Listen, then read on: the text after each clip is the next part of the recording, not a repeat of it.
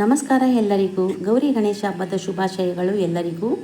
ಹಾಗೂ ಸ್ವರ್ಣಗೌರಿ ಲಾಗ್ಸ್, ನನ್ನ ಹೊಸ ಚಾನಲ್ ಸ್ವರ್ಣಗೌರಿ ಲಾಗ್ಸ್ಗೆ ಸ್ವಾಗತ. ದಯವಿಟ್ಟು ನಮ್ಮ ಚಾನಲ್ ಮೊದಲನೇ ಸಲ ನೋಡೋರು ಲೈಕ್ ಮಾಡಿ ಮತ್ತು ಸಬ್ಸ್ಕ್ರೈಬ್ ಮಾಡಿಕೊಂಡು ನಮ್ಮ ಚಾನಲ್ನ ನಿಮ್ಮ ಆಶೀರ್ವಾದ, ಪ್ರೀತಿ, ವಿಶ್ವಾಸ ಎಲ್ಲ ಕೊಡ್ತೀರಾ ಅಂತ ಭಾವಿಸ್ತೀನಿ. ದಯವಿಟ್ಟು ಯಾರೇ ವಿಡಿಯೋ ನೋಡಲಿ ಸಬ್ಸ್ಕ್ರೈಬ್ ಮಾಡಿಕೊಂಡು ಪೂರ್ತಿ ವಿಡಿಯೋ ನೋಡಿ.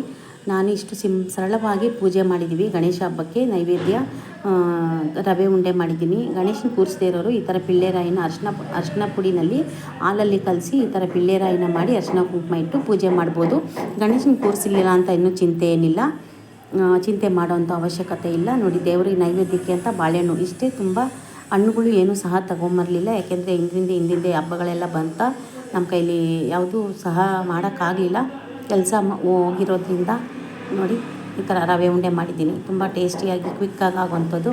ನಾನು ಕಳಶದ ಬಲಭಾಗದಲ್ಲಿ ಅರಿಶಿನ ಇಡ್ತೀನಿ, ಎಡಭಾಗದಲ್ಲಿ ಕುಂಕುಮ ಇಡ್ತೀನಿ. ಯಾರೇ ಆದ್ರೂ ಬಲಭಾಗದಲ್ಲಿ ನಾನು ದೊಡ್ಡ ಕಾಮಾಕ್ಷಿ ದೀಪ ಇಟ್ಟಿದ್ದೀನಿ, ಎಡಭಾಗದಲ್ಲಿ ಬೆಳ್ಳಿ ದೀಪ ಇಟ್ಟಿದ್ದೀನಿ. ಅದು ಎಣ್ಣೆ ಎಲ್ಲ ಸೋರಬಾರ್ದು ಅಂತ ಅದರ ಕೆಳಗಡೆ ಒಂದು ಪ್ಲೇಟ್ ಇಟ್ಟಿದ್ದೀನಿ.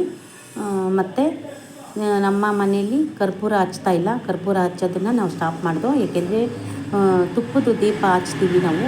ತುಪ್ಪದ ದೀಪದಲ್ಲಿ ಏನು ತಗೊಂಡು ಬಂದಿಲ್ಲ ಅಂತ ಈ ತಟ್ಟೆನಲ್ಲಿ ತುಪ್ಪದ ದೀಪ ಹಚ್ಚಿ ನಾವು ಬೆಳಗ್ತೀವಿ. ತುಂಬ ಒಳ್ಳೆಯದು.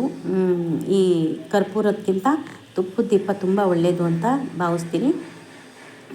ದಯವಿಟ್ಟು ಈ ವಿಡಿಯೋ ಇಷ್ಟ ಆಗಿದೆ ಅಂತ ಭಾವಿಸ್ತೀನಿ. ಎಲ್ಲರಿಗೂ ಮತ್ತೊಮ್ಮೆ ಗೌರಿ ಗಣೇಶ ಹಬ್ಬದ ಶುಭಾಶಯಗಳನ್ನು. ಹಾಗೆ ಎಲ್ಲರಿಗೂ ದೇವರು ಸಕಲ ಸಂಪತ್ತು ಕೊಟ್ಟು ಮಕ್ಕಳಿಗೆ ಎಲ್ಲರಿಗೂ ವಿದ್ಯೆ, ಬುದ್ಧಿ, ಆರೋಗ್ಯ, ಆಯಸ್ಸು ಕೊಟ್ಟು ಕಾಪಾಡಲಿ. ಹಾಗೆ ನಮ್ಮ ವಿಡಿಯೋ ನೋಡ್ತಾ ಯಾರೆಲ್ಲ ಇದ್ದೀರಾ ದಯವಿಟ್ಟು ಸಬ್ ಮಾಡಿಕೊಂಡು ವಿಡಿಯೋ ಪೂರ್ತಿ ನೋಡಿ ಅಂತ ಹೇಳ್ತೀನಿ.